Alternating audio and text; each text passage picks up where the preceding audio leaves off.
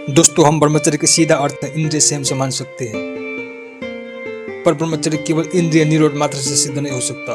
इसके साथ वो विषयों का भी निरोध होना चाहिए जो हमें इंद्रियों की भोग में धकेलता है। जब तक मन में चलने वाले उन विषयों विचारों को निरोध नहीं होगा, तब तक चाहकर भी पूर्ण संयम संभव नहीं है। यह विचार इंद्रियों को उत्तेजित कर कर्म में प्रेरित करता है। यह श्रवण, दर्शन, स्पर्श, संग आदि कई माध्यमों से जन्म ले सकता है। यदि संयमित और सात्विक जीवन की चाहत है तो उचित शिक्षा और संस्कार की बहुत बड़ी भूमिका रहता है। कहा जाए तो जीवन की जो स्वरूप है, योगी, भोगी, त्यागी व अन्य जो भी, उसका स्वरूप की बुनियाद उसकी संस्कार और शिक्षा में आधारित है। पूर्व काल में तत्वज्ञानी, ऋषि, योगी, सिद्ध कैसे पैदा होते थे? क्योंकि उस काल में जो शिक्षा पद्धति थी वो सात्विक व आत्म केंद्रित शिक्षा थी। आध्यात्मिक व आदर्श शिक्षा की अभाव में कोई भी संयम और ब्रह्मचर्य को नहीं जान सकता। वह कहीं मायने में ऐसे लोग इस तरह के जीवन को नकार ही लेंगे। नेचुरल नेसेसरीज की आड़ में भोग मात्र को कॉमन नीड्स मानते हैं, त्याग को व्यर्थ समझते हैं। उनके लिए ब्रह्मचर्य जैसे कोई चीज नहीं होता, अर्थात ब्रह्मचर्य जैसे कोई सब्जेक्ट ही नहीं होता, क्योंकि वो आज की स्थूल शिक्षा में मात्र केंद्रित है। यहाँ शुचिता, संयमता, त्याग, सात्विकता व आत्मकल्याण आदि मार्गों का और उसके विषयों की कोई स्थान ही नहीं है।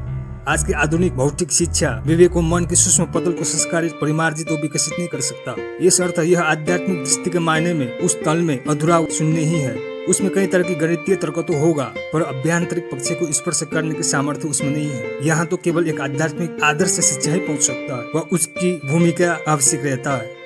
इस अर्थ आज की आधुनिक शिक्षा भौतिक और स्थूल भोग की महत्वाकांक्षा कूट कर डाल तो देगा, पर आध्यात्म और शांति की कोई भी किरण यहाँ नहीं मिलेगा, क्योंकि आध्यात्म से रहित शिक्षा देवत्व की ओर नहीं ले जा सकता।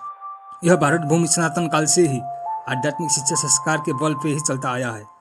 यहीं पर महान ऋषियों की, ज्ञानियों की, योगियों की जन्म होता आया है, जिसके मूल कारण में आध्यात्मिक शिक्षा व ब्रह्मचर्य आदि व्रत के प्रभाव माना जा सकता है। ये सभी तत्वज्ञ थे, ब्रह्म को जानने वाले थे, प्रकृति को जानने वाले थे।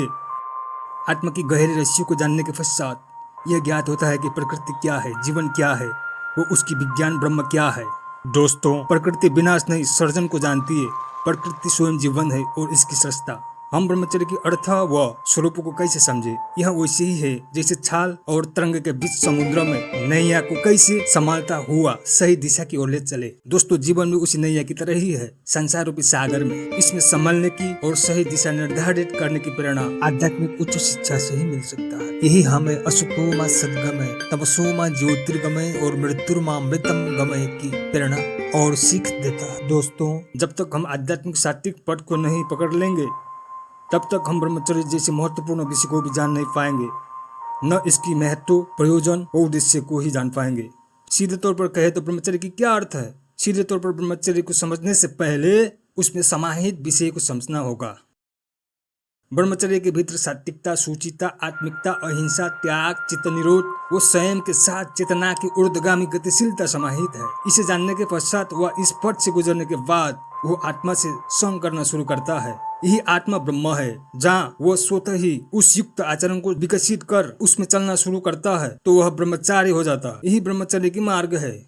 स्त्री की संग न करने को व सेक्स से दूर रहने को मात्र ब्रह्मचर्य नहीं कहता। स्त्री व सेक्स के बीच जो स्वयं को साधता है वह उत्तम ब्रह्मचारी है, वह उत्तम ब्रह्मचर्य के पात्र है।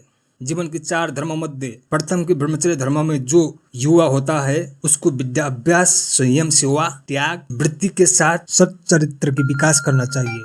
यही वेद संगत मर्यादा है। संयमता इस व्रत की एक सूत्र है। इसमें समाहित समस्त नियमों को स्वयं के ऊपर लागू करने से संयम की अभ्यास हो जाता है। संयम की कोई सूक्ष्म नैतिक दायरा है, उसको पालन करना होगा, उन मर्यादाओं को मानना होगा। इससे शारीरिक व मानसिक रूप से ही उत्तम ब्रह्मचर्य की अभ्यास बन जाता है। संयमित होने से इंसान न सोची हुई परिणाम को पा सकता है, क्योंकि यह व्रत से अंतःप्राण शक्ति व तेज क्षय होने से बच जाता है। जो संयमहीन क्रिया चेष्टा विषयों में व्यर्थ हो रहा था, नष्ट हो रहा था, वो बच जाता है। संयम की मूल उद्देश्य ही यही है कि हम अपने प्राण शक्ति व बल को क्षय होने से रोके, व्यर्थ होने से रोके। तसर्थ इसकी आध्यात्मिक परिणाम अद्भुत रहता है। दोस्तों, दैहिक सुख से पार है आध्यात्मिक सुख, जिसको पाने के लिए हमें इस दैहिक सुख से, इसकी विषयों से पार जाना ही होगा।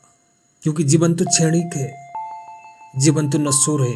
कल हम बच्चे थे, युवा हो गए, वृद्ध हो जाएंगे, शरीर तो नश्वर है, इस शरीर की भोग में आसक्ति ही आध्यात्मिक दृष्टि से सबसे बड़ी भूल है।